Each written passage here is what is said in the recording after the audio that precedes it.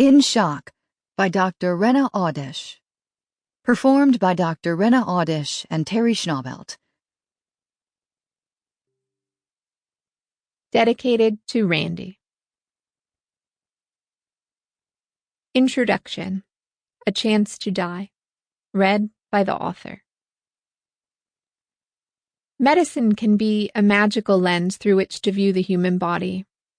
Focus its light on an unsorted pile of symptoms, and it will converge them neatly into a diagnosis. A swollen, red strawberry tongue in a feverish child will lead the doctor to examine the heart and affirm a diagnosis of vasculitis. A man's burning stomach pain transforms into gastritis, which has both a cause and a cure, whereas his nonspecific pain had neither. Medicine does this by asking questions and listening for not just what is said, but what may be true. If empathy is the ability to take the perspective of another and feel with them, then at its best, the practice of medicine is a focused, scientific form of empathy. Truly caring for a patient necessitates traversing borders and inhabiting the view of another with the humility of a visitor who knows he or she can choose to look away. They each possess the power to heal. The first time I viewed the world through medicine's transformative lens, I was 5 years old, listening as my mother offered a seemingly vague description to the pediatrician by phone. My brother was leaning forward in the crib, onto his hands, drooling, and seemed to be gulping the air rather than breathing. The doctor understood this to be epiglottitis, an often fatal swelling of the airway.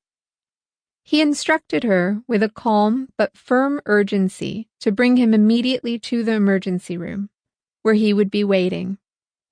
That ability to translate symptoms into diagnoses and treatments, the power to save lives through knowledge and listening, struck me as the most beautiful job description I could imagine.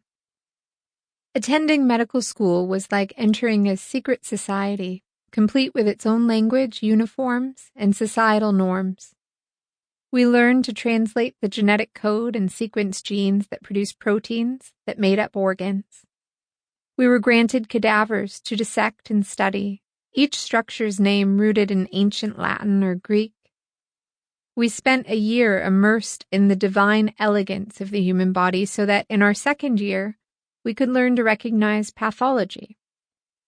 We were instructed by professors who spoke of the innate intelligence of disease, parasites that exploited their host, small changes in genes that resulted in defective hearts, and endlessly replicating cancer cells. By learning the pathway to disease, we were taught, we could unlock cures. The knowledge was intoxicating. I followed the vectored curriculum, believing I would emerge transformed and able to heal.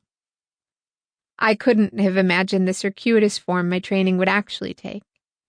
The forward progression through residency and fellowship was nothing more than a comfortable lie my body would ultimately dismantle.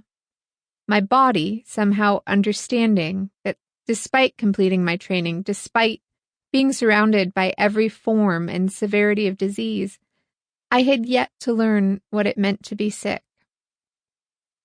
I would experience an illness, followed by a long, painful recovery that took me apart, piece by piece, and put me back together in a conformation so different I questioned if I still existed at all.